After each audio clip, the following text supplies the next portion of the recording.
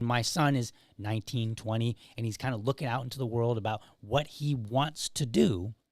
I want him to never, ever feel that he can't go in a particular direction because he's limited by his reading. And the catch is he won't necessarily articulate it like, well, I would love to go in this direction, but my reading skills are creating a disadvantage for me.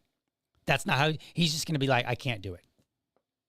That's what, and we see the same for math, right? Like a lot of people are like, oh, math is hard. And to some degree it might be, right? But the sooner that you create the best foundation you possibly can, and the more you keep up with it, the less difficult it will be when it matters.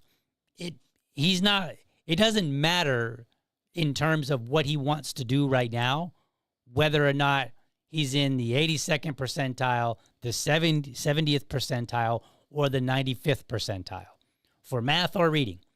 It doesn't matter to him right now, okay? He can go and fish with his friends. He can play Minecraft. He can build with his Legos. He can do all the fun stuff that he wants to do.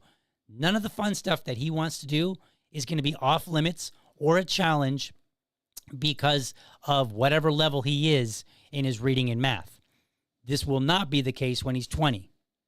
So now is the time to do it. So what are we doing about it? How are we going to improve these scores somewhere that I feel are where they're best? I don't want to say where they need to be, but how do we get them to where I want them to be so that I have confidence in his trajectory?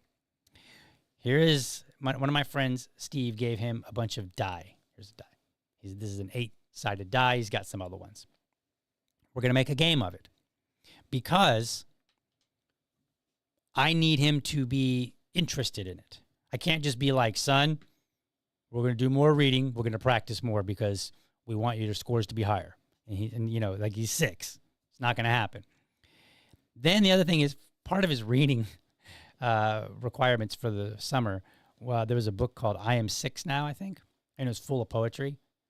But it was full of poetry that was written like in the 1920s, it felt like, using language that we don't use today. And some of it was kind of complicated. And he'd say, like, what's that word mean, Dad? And I'm like, I don't know. We're going to have to look this up, son, because I don't know if this is a real word or a made-up word. And in some cases, it was a real word that I just wasn't familiar with. And then in many cases, it was just a made-up word that looked pretty real, like it might be real. And so, and then the way that it was written and structured, it was actually very difficult to try to present to him poetry and just be like, and him understand it. So I actually hated that book. I was like, this is not a very good book for a 6-year-old. Maybe if I had, taken literature in college, maybe I would be better suited to explain some of this stuff, but I was not. So I got a classic. So I've got this die here, and then I got a classic. Yeah? Where the sidewalk ends. I mean, come on. If you're my age, you read that book and you know it, right? You remember some of the poems probably. So what we're going to do, and I'm still working on it. I had hoped to get it all ready by last night, but the way our schedule works, it's sporadic. So things change on a moment's notice for us. So what I'm going to do is I'm going to take this die and I'm going to take all the numbers on it, 1 through 8, or I might pick another one. We'll see once I kind of work it out. And we're going to roll. Maybe we'll even have 2 die. We'll have 1 die that we roll, and it determines which one of us has to do the reading. And then we're going to pick like a poem from here. And then one of us will read it out loud. And then the other person is going to roll the die. And then it'll say something like, I'll take all these learning areas and I'll associate them with a number. And then I'll associate a task. So it'll be like, you roll the die, you get a 6. You look at the chart. The 6 says, you've got to do this with this poem. And so then it might say, find a word that, pick the longest word in this poem and describe what it means, something like that, And so I'm going to construct this game, and then we're going to basically play this game on a regular basis so that we improve in these particular areas that he has an opportunity to improve in. So we're just going to make a game of it because he's 6. He likes games. He likes board games, actually. We'll play board games sometimes. He loves it. Shoots and ladders, stuff like that. And I think, and I'm telling you this not because I want to be like, oh, look what I'm doing as a parent, and not because I want to be like, I'm not trying to embarrass my kid. I think he's doing pretty well in school. We don't have any problems. It's just I think that we can do better. But more importantly, I'm telling you because as somebody with the show, as somebody who's doing this weekly dad talk, I want to give you as many ideas as I can to help you out. And you guys can do the same. You can jump in the chat and you can just be like, whether it's live or you can do it later. Obviously not live right now because Rumble is breaking all over the place, but that's beside the point. You can jump in the chat. You can jump in later after the show and you can say, hey, DL, we did something similar. And I would appreciate it because that's how we help each other. Give out ideas. Or maybe your friend did something. Maybe you don't have kids, but your friend has kids and they were talking about something similar and then you can retell the story. That's great.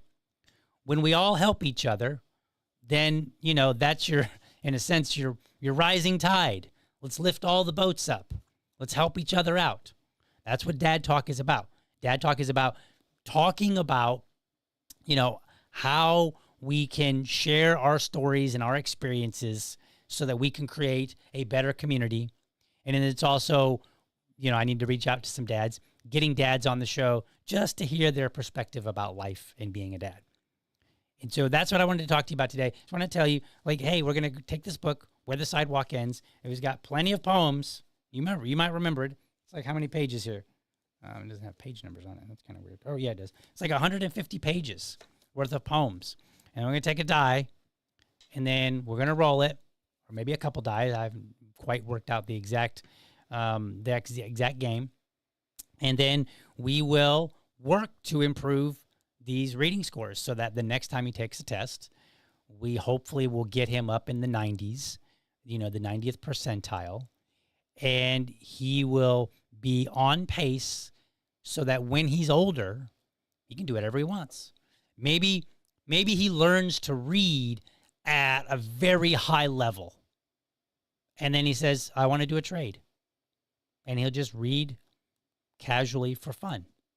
But he just prefers to work with his hands. Maybe he wants to be an electrician. Maybe he wants to be a woodworker. Maybe whatever, right? Whatever he wants to do, Or maybe he wants to become a philosopher. Kind of hope not, but whatever. I want him to be able to choose what he does without limitation, and that's my job. And it started before he was 6, before he got into school.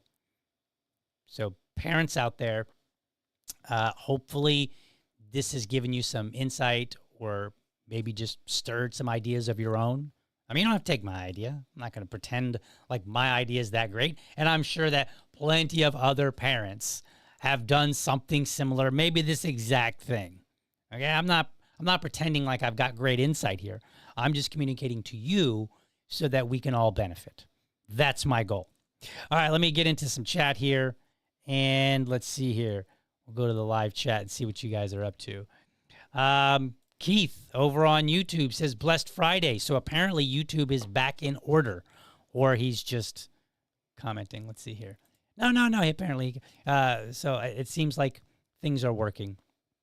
So Keith then goes on and says, reading was hard till I found what I wanted to read. Yes. When I mentored a kid. Oh, I'm supposed to have my music. There. Here's my music for the comments. Yes. So when I was mentoring a kid, he told me, he said, I hate reading. And I was like, what? And so I encouraged him to read, and I said, read anything you want. Like, it doesn't matter. It doesn't have to be what I might like. Read science fiction, read the sports page, read politics, whatever. Read something. I was unsuccessful at getting him to read, and I think that's because he was like 16. And remember that gap I told you about early on in the show? I think, unfortunately, that gap widened to the point where the things that he could relatively read easily, those things were below what, the type of content was for younger than him. Right? He's 16. He wants to read stuff that's interesting to a 16-year-old, but he doesn't have a 16-year-old reading level. He had whatever, I don't know what it was. I'm just going to, maybe it was an 8th grade reading level, right? So maybe he had 8th grade or 7th grade reading level, but stuff at that level was uninteresting to him. So he couldn't read it, right? Or he couldn't read it very well. And so this is the challenge. And so I was not successful in that venture, but I did encourage him to read anything. And so if you're a parent out there, and I know when I say anything, I don't mean in complete absolute terms. I'm not suggesting your child read Playboy, okay? But there should be, there is so much out there. Your child should be able to easily find something that they're interested in, that you can support. So I definitely encourage that. Let's see what else we got here. My VA lady asked, what about Shakespeare? Does DL like to read that? He does not. Do not find it interesting. But I'm not really, most of what I enjoy reading is nonfiction. I'm not really a big fiction fan. So I did read some fiction books when I was in high school, and I have read a few since that I found interesting. Usually, if I read a fiction book, it's because a friend of mine has recommended it, and I believe that particular friend's recommendation is worth listening, or that particular friend is worth listening to in the the book recommendation department. So I had a friend, Lindsay, a long time ago. She encouraged me to read a book called what was the book? American Dervish. And it was a coming-of-age story of a young, I think, Islamic boy. And this was before we had, the whole Islam borders and all that. It was none of that. It was just a simple story that explained the coming-of-age of this young boy. And it was an interesting read, and I liked it. But I wouldn't have picked it up on my own. But because my friend Lindsay was like, dude, you got to read this book. I think you'll find it interesting. She was right. I did. So, but generally speaking, I like to stick to nonfiction. Let's see what else we got here. Let's see. My VA lady says you should hear Larry Sharp's plan for New York schools. Standardized test, out of there. Also, only 1st through 10th grade, and after that, you go to a prep school or trade school. Right now, NYC is, let's see here, something like $20,000 a kid, and they are ranked bottom of the list in stats. I don't doubt it, 100%. And I think at this point, any change in the model would probably be a benefit add, so a value add. Let's see. Keith says, my mom asked me to read. Why did I read that like my son was trying to read? My mom asked me to read my sci-fi stories to her. Pretty sure now it was not because she was a fan. That's awesome. I think that's great. And I assume when you say my sci-fi stories, you mean ones that you were writing. And I think that's great on multiple levels. But even if it's only sci-fi stories that somebody else wrote, that works too, because it tells your kid, I'm interested in you, even if technically you're not interested in the same things that they're interested in. So I think that's great. And one day, when my son is, when he gets to be a little bit better reader, and we find, a book, a full-on book that he can read, I'll probably do the same thing. I'll be like, hey, why don't you read this to Dad? Or maybe we'll take turns. Like, all right, last night Dad read the chapter to you. Tonight it's your chapter. All right, it's your turn to read a chapter. Let's see. Rumble sucks. It has its moments. I mean, like I said the other day with Rumble, it's like a trade-off. I love the free speech part of it. I love the fact that I don't ever have to worry about getting dinged for something that I've said or some content that I've used on there where I'm constantly fighting with YouTube on it. So I like that. It's just a trade-off. You get the functionality, which is really high over on YouTube. On the other hand, the limitations can be a bit strict, and so you end up fighting, to keep your channel or to not get marks. But then on Rumble, I don't have to have that fight. I just have to fight the technology aspect. So, whatever. It looks like but my VA ladies points out that YouTube is back up. So, and that's great. Still seems like no X or Facebook though. Yeah, I don't know. Let's see. Let's refresh it real quick. Back yet? Nope, doesn't look like it's working. And then when I look here, let's see. It shows connected. I don't know. I will check all the socials after the show, and we will upload this. And then we'll just continue on. All right, folks, I think that is my show for today. Thank you so much for tuning in. Hopefully this was a value add to you. Remember, jump in the comments if you think of something later. Let me know if you've got some critique, you got some feedback, throw it out there. If you're a little rough with it, that's fine. I can take it. If you're a total jerk, I'll probably just ignore it. Not going to lie. But I do appreciate the feedback. And hopefully, this show was, as short as it was a value add to you in some way. So I appreciate you watching. Make sure that you support this show. You can do that in a number of ways. Go to blackgunsmatter.shop. Use the code LibertyDad. You can get 10% off. It's LibertyDad, all one word. You can also go to the referral link. Both of those links are in the show notes. You can go check those out. You can also go to my link tree and then find everywhere I am. Support me through that. You can support me on Patreon. You can support me on Buy Me a Coffee.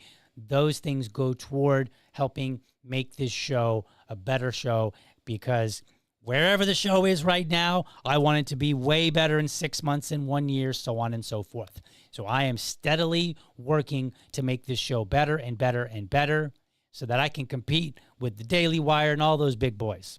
And with your help, we will do that. So go check me out there. But for now, I'm going to head out. I will see you guys Monday, back again with another bill review. Have a good one.